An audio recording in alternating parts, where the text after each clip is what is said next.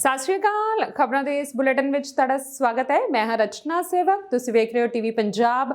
ਨਜ਼ਰ ਪਾਉਂਦੇ ਹਾਂ ਹੁਣ ਤੱਕ ਦੀਆਂ ਖਬਰਾਂ ਤੇ।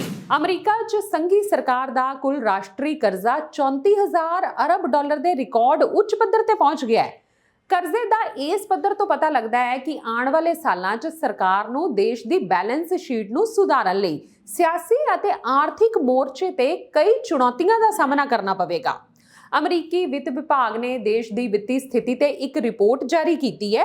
ਇਹ ਸਿਆਸੀ ਤੌਰ ਤੇ ਵੰਡੇ ਹੋਏ ਦੇਸ਼ ਲਈ ਤਣਾਅ ਪੈਦਾ ਕਰਨ ਵਾਲਾ ਹੈ। ਰਿਪੋਰਟ ਮੁਤਾਬਕ ਬਿਨਾਂ ਸਾਲਾਨਾ ਬਜਟ ਦੇ ਸਰਕਾਰ ਦੇ ਕੰਮ ਦਾ ਕੁਝ ਹਿੱਸਾ ਠੱਪ ਹੋ ਸਕਦਾ ਹੈ। ਰਿਪਬਲਿਕਨ ਸੰਸਦ ਮੈਂਬਰਾਂ ਅਤੇ ਵਾਈਟ ਹਾਊਸ ਨੇ ਪਿਛਲੇ ਸਾਲ ਜੂਨ 'ਚ ਦੇਸ਼ ਦੇ ਕਰਜ਼ੇ ਦੀ ਸੀਮਾ ਨੂੰ ਅਸਥਾਈ ਤੌਰ ਤੇ ਚੁੱਕਣ ਲਈ ਸਹਿਮਤੀ ਦਿੱਤੀ ਸੀ, ਜੇ ਇਸ ਨਾਲ ਇਤਿਹਾਸਿਕ ਚੂਕ ਜਾਂ ਡਿਫਾਲਟ ਦਾ ਜੋਖਿਮ ਅਮਰੀਕਾ ਦਾ ਰਾਸ਼ਟਰੀ ਕਰਜ਼ਾ ਬਹੁਤ ਤੇਜ਼ੀ ਨਾਲ ਵਧਿਆ ਹੈ। ਕਾਂਗਰਸ ਦੇ ਬਜਟ ਦਫ਼ਤਰ ਨੇ ਜਨਵਰੀ 2020 ਵਿੱਚ ਵਿੱਤੀ ਸਾਲ 2028-29 ਵਿੱਚ ਕੁੱਲ ਸੰਘੀ ਕਰਜ਼ਾ 34,000 ਅਰਬ ਡਾਲਰ ਤੱਕ ਪਹੁੰਚਣ ਦਾ ਅਨੁਮਾਨ ਲਗਾਇਆ ਸੀ, ਪਰ 2020 ਵਿੱਚ ਸ਼ੁਰੂ ਹੋਈ ਕਰੋਨਾ ਮਹਾਮਾਰੀ ਦੇ ਕਾਰਨ ਕਰਜ਼ਾ ਉਮੀਦ ਨਾਲੋਂ ਕਈ ਸਾਲ ਪਹਿਲਾਂ ਹੀ ਇਸ ਪੱਧਰ ਤੇ ਪਹੁੰਚ ਗਿਆ ਹੈ। ਰਾਸ਼ਟਰੀ ਕਰਜ਼ਾ ਵਰਤਮਾਨ ਵਿੱਚ ਅਮਰੀਕੀ ਅਰਥਚਾਰੇ ਤੇ ਬੋਝ ਨਹੀਂ ਜਾਪਦਾ, ਕਿਉਂਕਿ ਨਿਵੇਸ਼ਕ ਫੈਡਰਲ ਸਰਕਾਰ ਨੂੰ ਉਧਾਰ ਦੇਣ ਲਈ ਤਿਆਰ ਨੇ। ਇਹ ਕਰਜ਼ਾ ਸਰਕਾਰ ਨੂੰ ਟੈਕਸ ਵਧਾਏ ਬਿਨਾਂ ਪ੍ਰੋਗਰਾਮਾਂ ਤੇ ਖਰਚ ਕਰਨਾ ਜਾਰੀ ਰੱਖਣ ਦੀ ਇਜਾਜ਼ਤ ਦਿੰਦਾ ਹੈ। ਹਾਲਾਂਕਿ ਵਿਸ਼ਲੇਸ਼ਕਾਂ ਦਾ ਕਹਿਣਾ ਹੈ ਕਿ ਇਹ ਕਰਜ਼ਾ ਮਾਰਗ ਆਉਣ ਵਾਲੇ ਦਹਾਕਿਆਂ ਵਿੱਚ ਰਾਸ਼ਟਰੀ ਸੁਰੱਖਿਆ, ਸਮਾਜਿਕ ਸੁਰੱਖਿਆ ਅਤੇ ਸਿਹਤ ਵਰਗੇ ਕਈ ਵੱਡੇ ਪ੍ਰੋਗਰਾਮਾਂ ਨੂੰ ਖਤਰੇ ਵਿੱਚ ਪਾ ਸਕਦਾ ਹੈ। ਨਿਊਯਾਰਕ ਦੀ ਮੈਨਹਟਨ ਸੁਪਰੀਮ ਕੋਰਟ ਦੇ ਜਸਟਿਸ ਆਰਥਰ ਐਂਗੋਰਨ ਵੱਲੋਂ ਸਾਬਕਾ ਰਾਸ਼ਟਰਪਤੀ ਡੋਨਾਲਡ ਟਰੰਪ ਖਿਲਾਫ ਧੋਖਾਧੜੀ ਦੇ ਮਾਮਲੇ ਦਾ ਫੈਸਲਾ ਸੁਣਾਇਆ ਜਾਵੇਗਾ। ਉਹ ਇਸ ਮਾਮਲੇ ਤੇ ਫੈਸਲਾ ਸੁਣਾਉਣ ਵਾਲੇ ਨੇ। ਉਹਨਾਂ ਕਿਹਾ ਕਿ ਅਦਾਲਤ ਵੱਲੋਂ ਜਨਵਰੀ ਦੇ ਅੰਤ ਤੱਕ ਟਰੰਪ ਨੂੰ ਆਪਣਾ ਫੈਸਲਾ ਸੁਣਾਏ ਜਾਣ ਦੀ ਸੰਭਾਵਨਾ ਹੈ। ਇਸ ਮਾਮਲੇ 'ਚ ਟਰੰਪ ਤੇ ਕਰਜ਼ਾ ਲੈਣ ਅਤੇ ਬੀਮੇ ਦੀਆਂ ਸ਼ਰਤਾਂ ਪੂਰੀਆਂ ਕਰਨ ਲਈ ਆਪਣੀ ਜਾਇਦਾਦ ਦੇ ਮੁਲਾਂਕਣ ਦੇ ਆંકੜੇ ਵਧਾਉਣ ਦਾ ਦੋਸ਼ ਹੈ। ਟਰੰਪ ਦੇ ਦੋ ਸਭ ਤੋਂ ਵੱਡੇ ਪੁੱਤਰ ਐਰਿਕ ਅਤੇ ਡੋਨਾਲਡ ਟਰੰਪ ਜੂਨੀਅਰ ਤੇ ਵੀ ਨਿਊਯਾਰਕ ਦੇ ਅਟਾਰਨੀ ਜਨਰਲ ਲੈਟੀਆ ਜੇਮਸ ਨੇ ਇਸ ਮਾਮਲੇ ਵਿੱਚ ਦੋਸ਼ ਲਗਾਇਆ ਹੈ। ਇਸ ਕੇਸ ਦੀ ਸੁਣਵਾਈ 2 ਅਕਤੂਬਰ 2023 ਤੋਂ ਸ਼ੁਰੂ ਹੋਈ ਸੀ। ਹੁਣ ਇਸ ਕੇਸ ਦੀ ਅੰਤਿਮ ਬਹਿਸ ਲਈ ਅਦਾਲਤ ਵਿੱਚ ਮੁੜ ਸੁਣਵਾਈ ਹੋਵੇਗੀ। ਜੱਜ ਐਂਗੋਰ ਪਹਿਲਾਂ ਹੀ ਕਹਿ ਚੁੱਕੇ ਨੇ ਕਿ ਟਰੰਪ ਦੁਆਰਾ ਧੋਖਾਧੜੀ ਕੀਤੀ ਗਈ ਹੈ, ਪਰ ਜੁਰਮਾਨਾ ਕਿੰਨਾ ਹੋਣਾ ਚਾਹੀਦਾ ਹੈ, ਇਸ ਬਾਰੇ ਕੋਈ ਫੈਸਲਾ ਨਹੀਂ ਲਿਆ ਗਿਆ ਹੈ। ਕਾਨੂੰਨੀ ਮਾਹਿਰਾਂ ਦਾ ਮੰਨਣਾ ਹੈ ਕਿ ਜੱਜ ਪੂਰੇ 250 ਮਿਲੀਅਨ ਡਾਲਰ ਦਾ ਜੁਰਮਾਨਾ ਲਗਾ ਸਕਦਾ ਹੈ ਜਾਂ ਵਿੱਤੀ ਦਾਅਵੇ ਨੂੰ ਖਾਰਜ ਵੀ ਕਰ ਸਕਦਾ ਹੈ। ਪ੍ਰੈਸ ਰਿਪੋਰਟ ਅਨੁਸਾਰ ਕਰਜ਼ਦਾਰਾਂ ਅਤੇ ਬੀਮਾ ਕੰਪਨੀ ਦੁਆਰਾ ਕਲੇਮ ਕੀਤੇ ਗਏ ਵਿੱਤੀ ਨੁਕਸਾਨ ਅਤੇ ਅਟਾਰਨੀ ਜਨਰਲ ਦੁਆਰਾ ਮੰਗੇ ਗਏ ਮੁਆਵਜ਼ੇ ਵਿੱਚ ਜੁਰਮਾਨੇ ਦੀ ਰਕਮ ਨੂੰ ਮਾਫ ਕਰਨਾ ਸੰਭਵ ਨਹੀਂ ਹੈ। ਇਸ ਮਾਮਲੇ ਵਿੱਚ 11 ਹਫ਼ਤਿਆਂ ਵਿੱਚ 40 ਗਵਾਹਾਂ ਨੇ ਗਵਾਹੀ ਦਿੱਤੀ ਹੈ। ਟਰੰਪ ਪਰਿਵਾਰ ਵੱਲੋਂ ਇਹਨਾਂ ਸਾਰੇ ਦੋਸ਼ਾਂ ਦਾ ਖੰਡਨ ਕੀਤਾ ਗਿਆ ਸੀ। ਹਾਲਾਂਕਿ ਅਦਾਲਤ ਨੇ ਕੇਸ ਸ਼ੁਰੂ ਹੋਣ ਤੋਂ ਪਹਿਲਾਂ ਹੀ ਟਰੰਪ ਨੂੰ ਧੋਖਾਧੜੀ ਲਈ ਜ਼ਿੰਮੇਵਾਰ ਠਹਿਰਾ ਦਿੱਤਾ ਸੀ। ਇਸ ਤੋਂ ਬਾਅਦ ਟਰੰਪ ਦੀ ਕੰਪਨੀ ਦੀਆਂ ਕਾਰੋਬਾਰੀ ਲਾਈਨਾਂ ਰੱਦ ਕਰ ਦਿੱਤੀਆਂ ਗਈਆਂ। ਹਾਲਾਂਕਿ ਇਸ ਫੈਸਲੇ ਤੇ ਅੰਤਿਮ ਫੈਸਲਾ ਆਉਣ ਤੱਕ ਰੋਕ ਲਗਾ ਦਿੱਤੀ ਗਈ ਹੈ। ਮਾਹਿਰਾਂ ਦਾ ਮੰਨਣਾ ਹੈ ਕਿ ਇਹ ਕਾਨੂੰਨੀ ਲੜਾਈ ਲੰਮਾ ਸਮਾਂ ਚੱਲੇਗੀ। ਇਸ ਮਾਮਲੇ 'ਚ ਟਰੰਪ ਅਪੀਲ ਕਰ ਸਕਦੇ ਨੇ ਅਤੇ 2024 ਦੀਆਂ ਰਾਸ਼ਟਰਪਤੀ ਚੋਣਾਂ ਤੋਂ ਬਾਅਦ ਵੀ ਇਹ ਕੇਸ ਜਾਰੀ ਰੱਖਿਆ ਜਾ ਸਕਦਾ ਹੈ। ਜੇਕਰ ਟਰੰਪ ਦੀ ਕੰਪਨੀ ਦਾ ਕਾਰੋਬਾਰੀ ਲਾਇਸੈਂਸ 5 ਸਾਲ ਜਾਂ ਇਸ ਤੋਂ ਵੱਧ ਸਮੇਂ ਲਈ ਮੁਅੱਤਲ ਕੀਤਾ ਜਾਂਦਾ ਹੈ ਤਾਂ ਟਰੰਪ ਦੀ ਕੰਪਨੀ ਨੂੰ ਭਾਰੀ ਨੁਕਸਾਨ ਝੱਲਣਾ ਪੈ ਸਕਦਾ ਹੈ। ਟਰੰਪ ਖੁਦ ਇਸ ਮਾਮਲੇ 'ਚ 8 ਦਿਨ ਅਦਾਲਤ 'ਚ ਮੌਜੂਦ ਰਹੇ ਅਤੇ ਉਹਨਾਂ ਨੇ ਜੱਜ, ਅਟਾਰਨੀ ਜਨਰਲ ਦੇ ਨਾਲ-ਨਾਲ ਅਦਾਲਤ ਦੇ ਕਲਰਕ ਤੇ ਵੀ ਹਮਲਾ ਬੋਲਿਆ। ਅਦਾਲਤ ਨੇ ਉਸ ਦੇ ਵਿਵਹਾਰ ਲਈ 15,000 ਡਾਲਰ ਦਾ ਜੁਰਮਾਨਾ ਵੀ ਲਗਾਇਆ ਹੈ। ਹੁਣ ਇਸ ਮਾਮਲੇ 'ਚ ਅਦਾਲਤ ਕੀ ਫੈਸਲਾ ਲੈਂਦੀ ਹੈ, ਇਸ ਤੇ ਪੂਰੇ ਅਮਰੀਕਾ ਦੀ ਨਜ਼ਰ ਹੋਵੇਗੀ। ਅਮਰੀਕਾ ਦੇ ਮੈਸੇਚਿਉਸੈਟਸ ਸੂਬੇ ਵਿੱਚ ਪਿਛਲੇ ਹਫ਼ਤੇ ਭਾਰਤੀ ਮੂਲ ਦੇ ਇੱਕ ਅਮੀਰ ਜੋੜੇ ਅਤੇ ਉਹਨਾਂ ਦੀ ਧੀ ਦੀ ਮੌਤ ਨੂੰ ਮੈਡੀਕਲ ਅਧਿਕਾਰੀਆਂ ਨੇ ਪੋਸਟਮਾਰਟਮ ਤੋਂ ਬਾਅਦ ਕਤਲ ਆਤਮ ਹੱਤਿਆ ਕਰਾਰ ਦਿੱਤਾ ਹੈ। 28 ਦਸੰਬਰ 2023 ਨੂੰ ਰਾਕੇਸ਼ ਕਮਲ 57 ਸਾਲ, ਉਹਨਾਂ ਦੀ ਪਤਨੀ ਟੀਨਾ ਕਮਲ 54 ਸਾਲ ਅਤੇ ਉਹਨਾਂ ਦੀ ਕਾਲਜ 'ਚ ਪੜ੍ਹਨ ਵਾਲੀ ਧੀ ਅਰਿਆਨਾ ਕਮਲ 18 ਸਾਲ ਡੋਵਰ ਮੈਸੇਚਿਉਸੈਟਸ ਵਿੱਚ ਆਪਣੀ 5 ਮਿਲੀਅਨ ਡਾਲਰ ਦੀ ਹਵੇਲੀ ਵਿੱਚ ਮ੍ਰਿਤਕ ਪਾਏ ਗਏ ਸਨ। ਰਾਕੇਸ਼ ਕਮਲ ਦੇ ਕੋਲ ਇੱਕ ਹਥਿਆਰ ਬਰਾਮਦ ਹੋਇਆ ਸੀ। ਮੰਗਲਵਾਰ ਨੂੰ ਨੌਰਫੋਕ ਡਿਸਟ੍ਰਿਕਟ ਅਟਾਰਨੀ ਮਾਈਕਲ ਮੋਰਿਸੀ ਦੇ ਦਫ਼ਤਰ ਵੱਲੋਂ ਜਾਰੀ ਇੱਕ ਪ੍ਰੈਸ ਬਿਆਨ ਵਿੱਚ ਕਿਹਾ ਗਿਆ ਕਿ ਚੀਫ ਮੈਡੀਕਲ ਐਗਜ਼ਾਮੀਨਰ ਦੇ ਦਫ਼ਤਰ ਦੁਆਰਾ ਜਾਰੀ ਕੀਤੇ ਪੋਸਟਮਾਰਟਮ ਦੇ ਨਤੀਜੇ ਇਸ ਗੱਲ ਦੀ ਪੁਸ਼ਟੀ ਕਰਦੇ ਨੇ ਕਿ ਟੀਨਾ ਅਤੇ ਉਸ ਦੀ ਧੀ ਅਰਿਆਨਾ ਦਾ ਗੋਲੀ ਮਾਰ ਕੇ ਕਤਲ ਕੀਤਾ ਗਿਆ ਸੀ। ਰਾਕੇਸ਼ ਦੀ ਮੌਤ ਖੁਦ ਨੂੰ ਮਾਰੀ ਹੋਈ ਗੋਲੀ ਦੇ ਜ਼ਖਮ ਕਾਰਨ ਹੋਈ ਹੈ। ਅੰਤਿਮ ਪੋਸਟਮਾਰਟਮ ਰਿਪੋਰਟ ਆਉਣ ਵਾਲੇ ਹਫ਼ਤਿਆਂ ਵਿੱਚ ਪੂਰੀ ਹੋਣ ਦੀ ਸੰਭਾਵਨਾ ਹੈ। ਰਿਲੀਜ਼ ਵਿੱਚ ਅੱਗੇ ਕਿਹਾ ਗਿਆ ਕਿ ਹਾਲਾਂਕਿ ਬੰਦੂਕ ਦੀ ਪੂਰੀ ਫੋਰੈਂਸਿਕ ਅਤੇ ਬੈਲਿਸਟਿਕ ਜਾਂਚ ਨੂੰ ਅੰਤਿਮ ਰੂਪ ਨਹੀਂ ਦਿੱਤਾ ਗਿਆ ਹੈ। ਰਾਕੇਸ਼ ਕੋਲ ਮਿਲਿਆ ਹਥਿਆਰ 40 ਕੈਲੀਬਰ ਗਲੌਕ 22 ਨਾਲ ਮੇਲ ਖਾਂਦਾ ਹੈ। ਹਾਲਾਂਕਿ ਅਸਲਾ ਰਾਕੇਸ਼ ਦੇ ਨਾਮ ਤੇ ਰਜਿਸਟਰਡ ਨਹੀਂ ਸੀ ਅਤੇ ਉਸ ਕੋਲ ਇਸ ਨੂੰ ਰੱਖਣ ਦਾ ਕੋਈ ਲਾਇਸੈਂਸ ਵੀ ਨਹੀਂ ਸੀ। ਮੈਸੇਚਿਉਸੈਟਸ ਰਾਜ ਪੁਲਿਸ ਨੇ ਹਥਿਆਰ ਦੇ ਮੂਲ ਦਾ ਪਤਾ ਲਗਾਉਣ ਵਿੱਚ ਸਹਾਇਤਾ ਲਈ ਐਲਕੋਹਲ, ਤੰਬਾਕੂ, ਹਥਿਆਰ ਤੇ ਵਿਸਫੋਟਕ ਬਿਊਰੋ ਨਾਲ ਸੰਪਰਕ ਕੀਤਾ ਹੈ। ਡੋਵਰ ਅਤੇ ਮੈਸੇਚਿਉਸੈਟਸ ਰਾਜ ਪੁਲਿਸ ਦੁਆਰਾ ਘਟਨਾ ਦੀ ਜਾਂਚ ਕੀਤੀ ਜਾ ਰਹੀ ਹੈ। ਪਿਛਲੇ ਹਫਤੇ ਮੌਰੀਸੀ ਨੇ ਕਿਹਾ ਕਿ ਸ਼ੁਰੂਆਤੀ ਜਾਂਚ ਤੋਂ ਇਹ ਸੰਕੇਤ ਮਿਲਦਾ ਹੈ ਕਿ ਇਹ ਘਟਨਾ ਘਰੇਲੂ ਹਿੰਸਾ ਦਾ ਮਾਮਲਾ ਸੀ ਅਤੇ ਸ਼ੁਰੂਆਤੀ ਤੌਰ ਤੇ ਬਾਹਰੀ ਪਾਰਟੀਆਂ ਦੀ ਸ਼ਮੂਲੀਅਤ ਦਾ ਸੰਕੇਤ ਨਹੀਂ ਦਿੱਤਾ ਗਿਆ ਹੈ।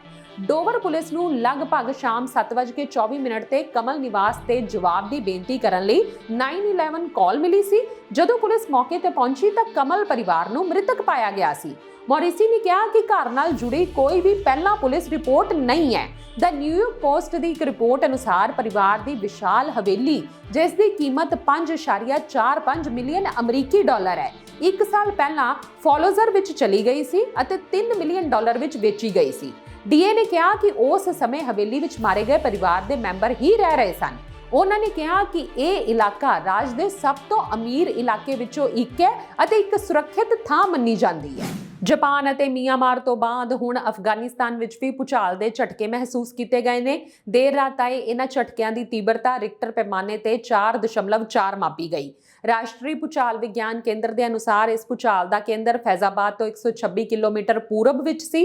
ਐਨਸੀਐਸ ਨੇ ਟਵੀਟ ਕੀਤਾ ਕਿ ਅਫਗਾਨਿਸਤਾਨ 'ਚ ਦੇਰ ਰਾਤ 12:28 ਅਤੇ 52 ਸੈਕਿੰਡ ਤੇ ਭੂਚਾਲ ਦੇ ਝਟਕੇ ਲੱਗੇ। ਇਸ ਭੂਚਾਲ ਦਾ ਕੇਂਦਰ ਜ਼ਮੀਨ ਦੇ ਹੇਠਾਂ 80 ਕਿਲੋਮੀਟਰ ਡੂੰਘਾ ਸੀ। ਇਸ ਦਾ ਟਿਕਾਣਾ ਫੈਜ਼ਾਬਾਦ ਦੇ 126 ਪੂਰਬ ਵੱਲ ਸੀ। ਇਸ ਤੋਂ ਕੁਝ ਸਮਾਂ ਪਹਿਲਾਂ ਭਾਰਤ ਦੇ ਉੱਤਰ ਪੂਰਬੀ ਰਾਜ ਮਣੀਪੁਰ ਵਿੱਚ ਧਰਤੀ ਹਿੱਲੀ ਸੀ। ਇਹ ਭੂਚਾਲ ਦੇਰ ਰਾਤ 12:01 ਅਤੇ 36 ਸਕਿੰਟ ਤੇ ਆਇਆ। ਰਿਕਟਰ ਪੈਮਾਨੇ ਤੇ ਇਸ ਦੀ ਤੀਬਰਤਾ 3.0 ਮਾਪੀ ਗਈ। ਮਣੀਪੁਰ ਤੋਂ ਇਲਾਵਾ ਬੰਗਾਲ 'ਚ ਵੀ ਦੇਰ ਰਾਤ ਭੂਚਾਲ ਦੇ ਝਟਕੇ ਮਹਿਸੂਸ ਕੀਤੇ ਗਏ, ਜਿਸ ਦੀ ਤੀਬਰਤਾ ਰਿਕਟਰ ਪੈਮਾਨੇ ਤੇ 3.5 ਮਾਪੀ ਗਈ। ਅਮਰੀਕੀ ਭੂ ਵਿਗਿਆਨ ਸਰਵੇਖਣ ਨੇ ਮੈਨਹਟਨ ਅਤੇ ਕੁਈਨਜ਼ ਦੇ ਵਿਚਕਾਰ ਇੱਕ ਟਾਪੂ ਤੇ ਇੱਕ ਛੋਟੇ ਧਮਾਕੇ ਦੀ ਸੰਭਾਵਨਾ ਬਾਰੇ ਚੇਤਾਵਨੀ ਦਿੱਤੀ ਹੈ।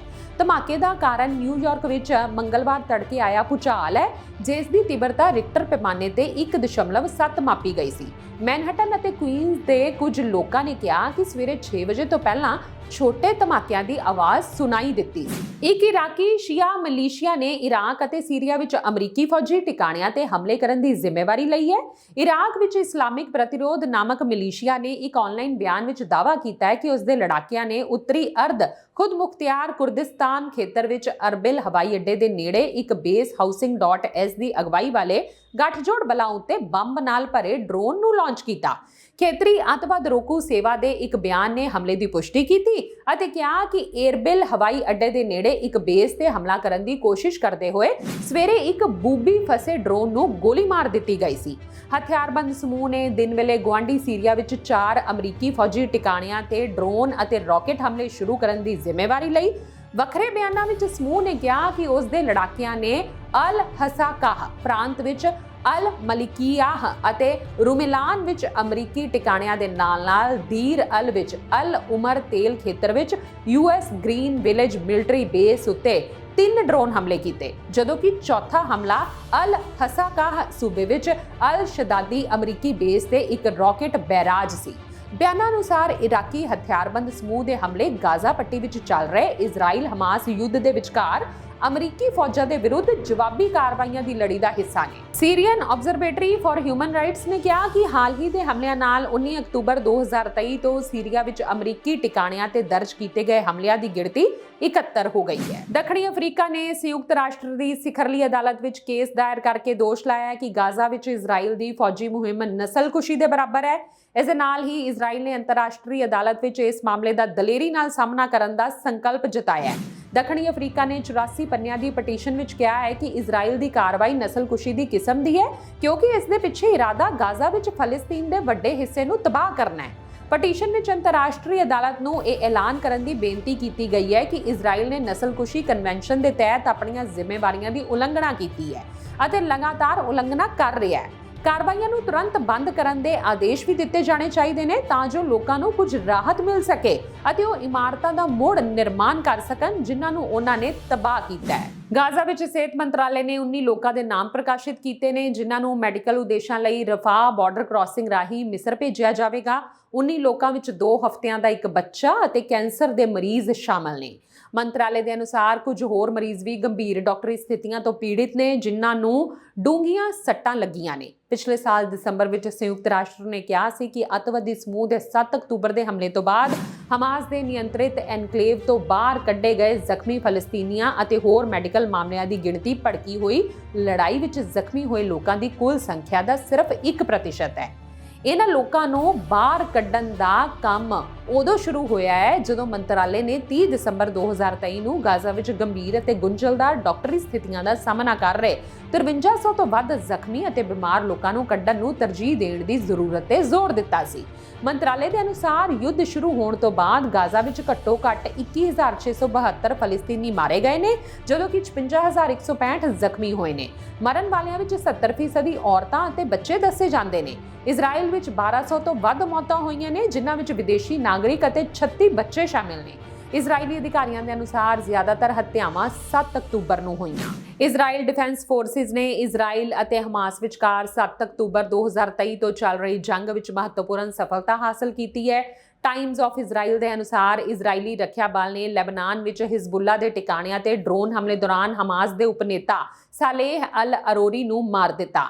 ਹਮਾਸ ਨੇ ਵੀ ਇਸ ਦੀ ਪੁਸ਼ਟੀ ਕੀਤੀ ਹੈ। ਹਮਾਸ ਦੇ ਨੇਤਾ ਇਸਮਾਇਲ ਹਾਨੀਏ ਨੇ ਅਰੂਰੀ ਦੀ ਮੌਤ ਦਾ ਬਦਲਾ ਲੈਣ ਦੀ ਸਹੁੰ ਖਾਧੀ ਹੈ। ਉਸਨੇ ਕਿਹਾ ਹੈ ਕਿ ਇਹ ਹਮਲਾ ਲੈਬਨਾਨ ਦੀ ਪ੍ਰਭੂਸੱਤਾ ਦੀ ਉਲੰਘਣਾ ਹੈ। ਹੁਣ ਜੋ ਵੀ ਹੋਵੇਗਾ ਉਸ ਲਈ ਇਜ਼ਰਾਈਲ ਖੁਦ ਜ਼ਿੰਮੇਵਾਰ ਹੋਵੇਗਾ। ਇੱਕ ਰਿਪੋਰਟ ਅਨੁਸਾਰ IDF ਨੇ ਮੱਧ ਗਾਜ਼ਾ ਵਿੱਚ ਹਮਾਸ ਦੇ ਖੂਫੀਆ ਅਤੇ ਕੰਟਰੋਲ ਕੇਂਦਰ ਤੇ ਕਬਜ਼ਾ ਕਰ ਲਿਆ ਹੈ। ਜਾਣਕਾਰੀ ਅਨੁਸਾਰ ਸਪੈਸ਼ਲ ਕਮਾਂਡੋ ਯੂਨਿਟ ਨੇ ਇੱਕ ਗੁਪਤ ਆਪਰੇਸ਼ਨ ਚਲਾਇਆ। ਇਸ ਦੌਰਾਨ ਸੁਰੱਖਿਆ ਦੀਆਂ 3 ਪਰਤਾਂ ਬਣਾਈਆਂ ਗਈਆਂ ਸਨ। ਮੱਧ ਗਾਜ਼ਾ ਵਿੱਚ ਇੱਕ ਇਮਾਰਤ ਨੂੰ ਪੂਰੀ ਤਰ੍ਹਾਂ ਨਾਲ ਘੇਰ ਲਿਆ ਗਿਆ ਸੀ। ਇਸ ਦੇ ਬਿਜਲੀ ਅਤੇ ਪਾਣੀ ਦੇ ਸਾਰੇ ਕਨੈਕਸ਼ਨ ਕੱਟ ਦਿੱਤੇ ਗਏ। ਇਸ ਤੋਂ ਬਾਅਦ ਕਮਾਂਡੋ ਅਤੇ ਡੌਗ ਯੂਨਿਟ ਇਮਾਰਤ ਵਿੱਚ ਦਾਖਲ ਹੋਏ। ਪਹਿਲਾਂ ਕੁੱਤਿਆਂ ਦੀ ਯੂਨਿਟ ਭੇਜੀ ਗਈ ਅਤੇ ਫਿਰ ਕਮਾਂਡੋ ਯੂਨਿਟ ਅੰਦਰ ਗਈ। ਇਸ ਦੌਰਾਨ ਕਾਫੀ ਦੇਰ ਤੱਕ ਗੋਲੀਬਾਰੀ ਹੁੰਦੀ ਰਹੀ। ਗੋਲੀਬਾਰੀ 'ਚ ਹਮਾਸ ਦੇ ਕਈ ਅੱਤਵਾਦੀ ਮਾਰੇ ਗਏ। ਇਸ ਦੌਰਾਨ ਯੂਨਿਟ ਨੂੰ ਕੋਈ ਨੁਕਸਾਨ ਨਹੀਂ ਪਹੁੰਚਿਆ। ਬਾਅਦ ਵਿੱਚ ਕਿਹਾ ਗਿਆ ਕਿ ਜਿਸ ਇਮਾਰਤ ਵਿੱਚ ਕਾਰਵਾਈ ਕੀਤੀ ਗਈ ਸੀ ਉਹ ਹਮਾਸ ਦਾ ਖੂਫੀਆ ਅਤੇ ਕੰਟਰੋਲ ਹੈੱਡਕੁਆਰਟਰ ਸੀ। ਇੱਥੋਂ ਹਜ਼ਾਰਾਂ ਦਸਤਾਵੇਜ਼ ਬਰਾਮਦ ਹੋਏ ਨੇ। ਇਸ ਤੋਂ ਇਲਾਵਾ ਆਪਰੇਸ਼ਨ ਦੌਰਾਨ ਕਈ ਅੱਤਵਾਦੀ ਵੀ ਮਾਰੇ ਗਏ।